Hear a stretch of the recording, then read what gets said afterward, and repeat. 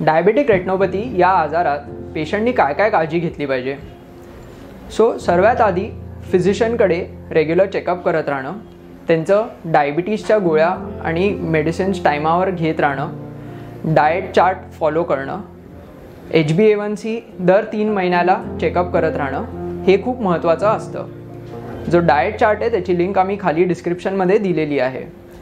HbA1c 6 ते 7च्या लेवलमध्ये ठेवणं खूप महत्त्वाचं असतं, कारण ह्याच्याने ज्या रक्तवाहिन्या ठिसूळ होतात त्या होणं कमी होऊन जातं. याबरोबर तुमच्या पडद्याच्या स्पेशलिस्टच्या सल्ल्यानुसार फॉलोअप करत राहणं खूप महत्त्वाचं असतं. डायबिटिक रेटिनोपॅथी या आजाराला आपण कसं प्रिव्हेंट करू शकतो. सर्वात आधी शुगर कंट्रोल, नंतर रेग्युलर पडद्याचा चेकअप करत राहणं, डाएट कंट्रोल, HbA1c दर 3 महिन्याला चेकअप करत राहणं हे सगळं खूप महत्त्वाचं असतं. याबरोबर तुमचा ब्लड प्रेशर आणि कोलेस्ट्रॉलचा चेकअप आणि कंट्रोल पण महत्त्वाचा असतो.